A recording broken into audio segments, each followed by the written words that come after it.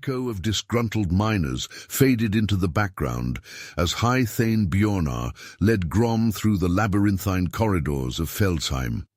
Here, deep in a secluded alcove where torchlight danced upon ancient runes, the two dwarves sought refuge for a conversation that would alter the fate of their kin forever. Bjornar broke the silence, his tone calm but edged with a weary candor. Now is the time to speak your mind, Ruriksson. Just us, with only the ancient stone to hear.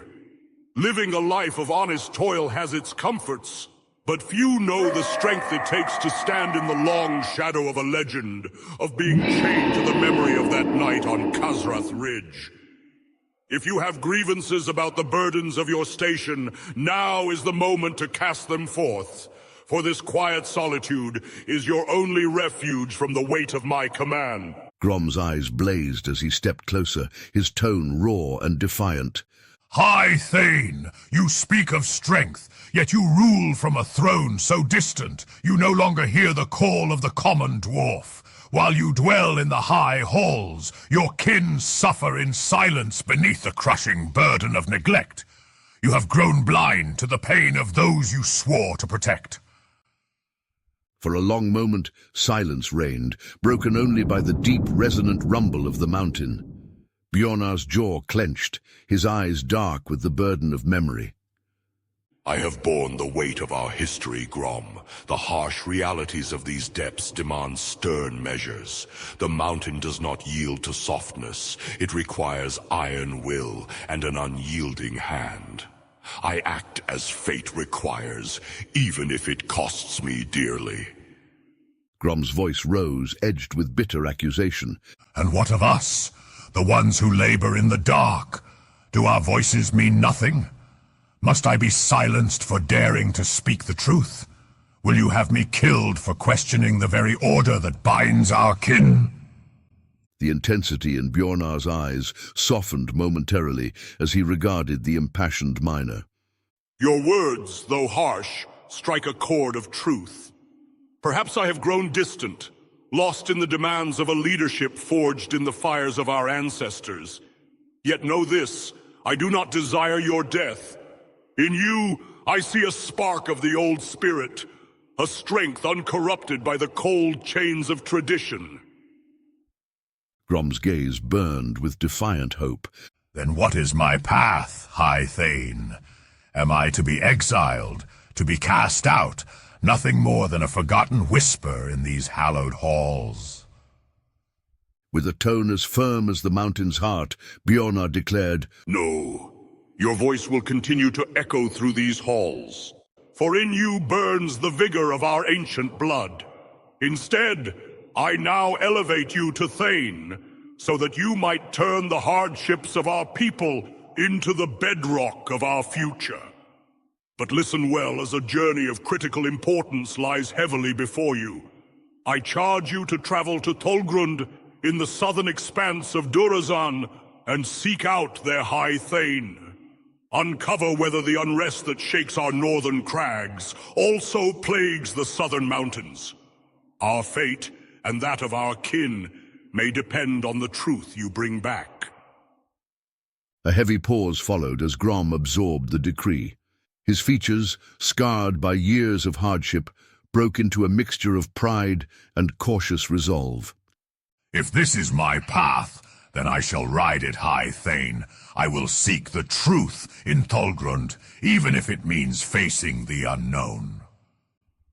Bjornar nodded slowly, a mixture of pride and sorrow flickering across his stern face.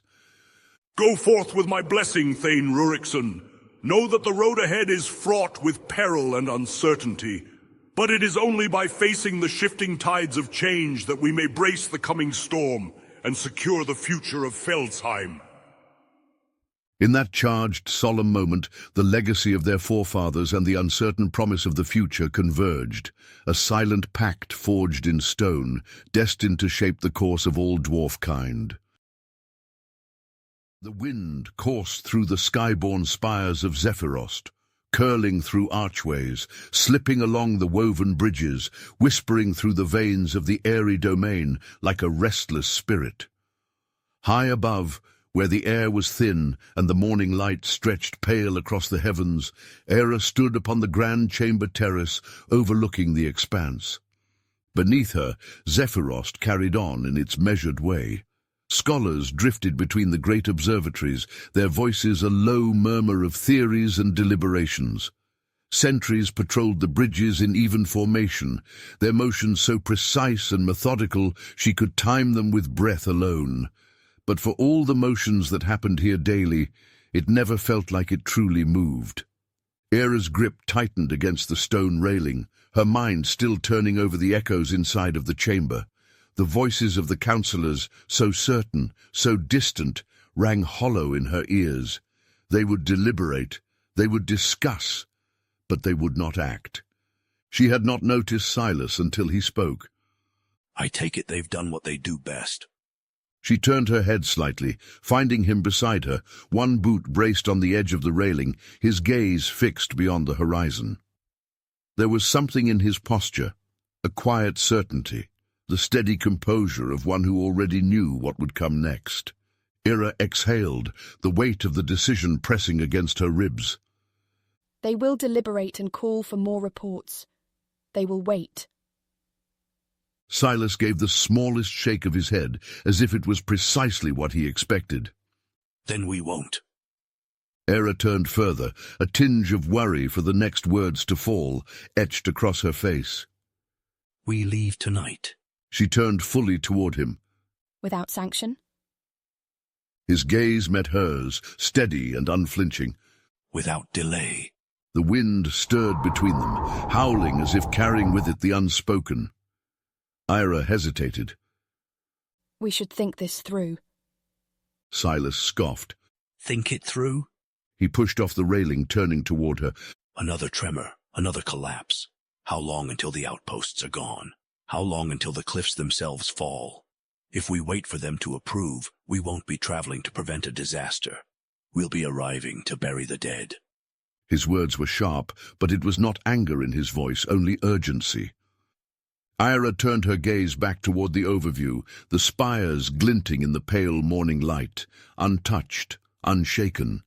This was a place of learning, of wisdom, of careful consideration. Her whole life she had been taught to measure, to weigh every choice with precision. Her voice was quiet, as if she was whispering only to herself. What if we are wrong? Sylas did not hesitate. Then at least we would know before they do. For a moment, it felt everything stood on the threshold of choice, caught between what was known and what lay beyond the sky's edge.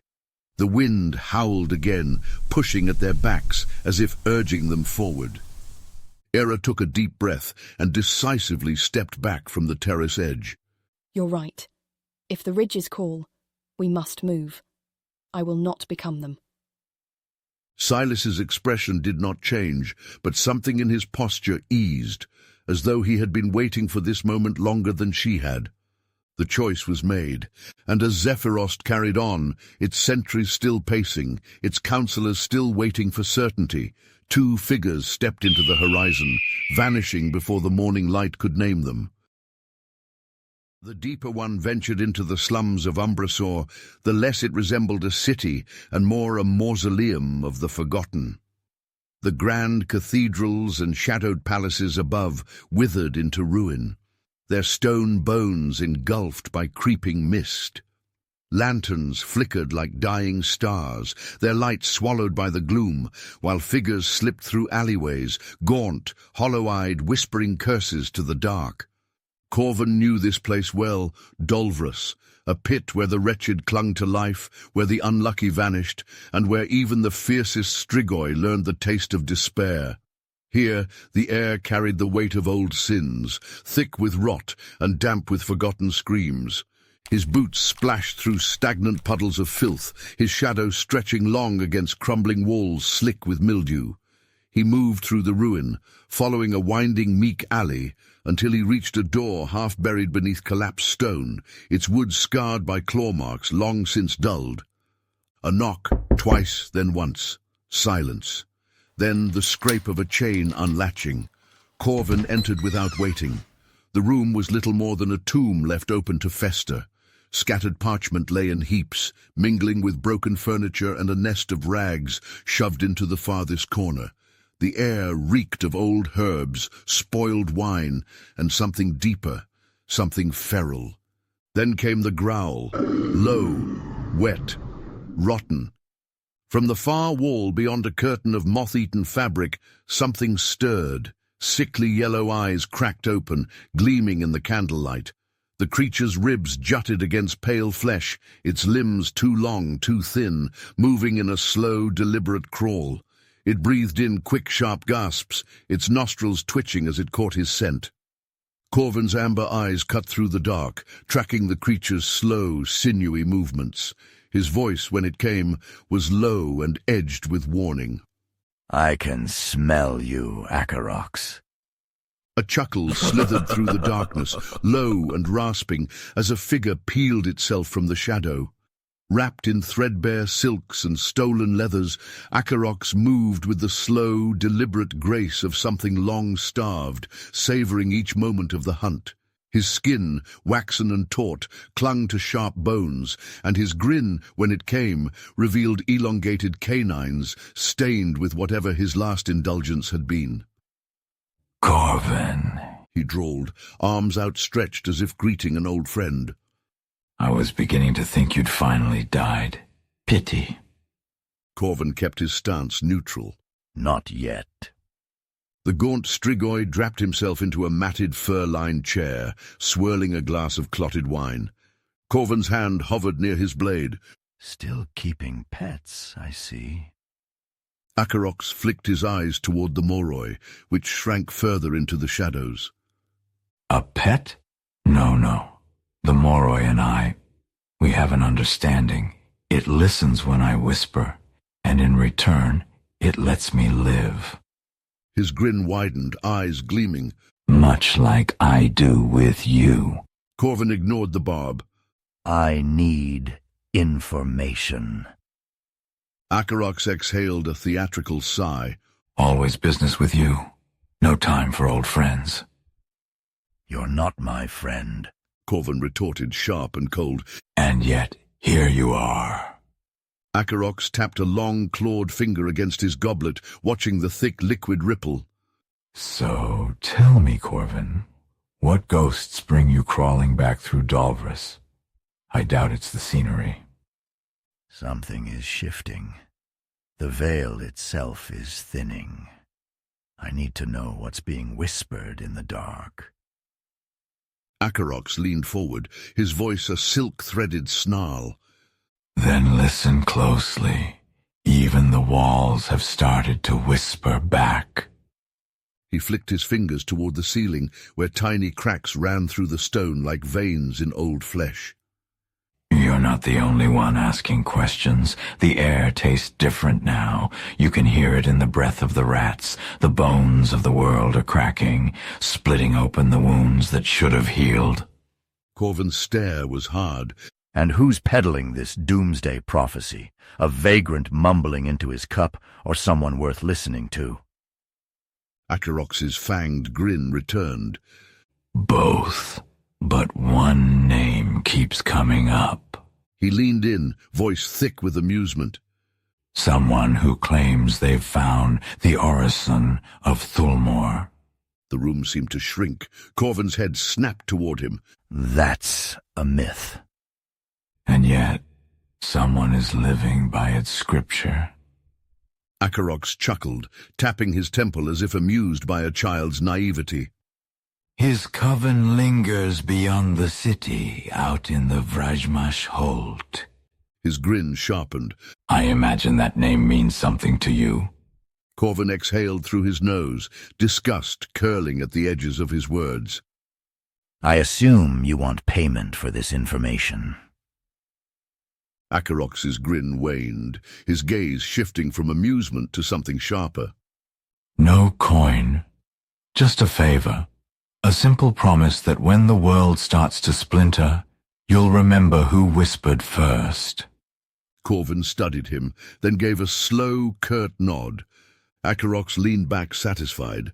"Then I suppose our business is done here, Hunter." He glanced towards the door. The night is deep, and you're not the only thing moving through it. Keeping a watchful eye, Corvan stepped out onto the streets of Dolvrus. He had come searching for answers, but all he had found was the tightening pull of a noose already closing.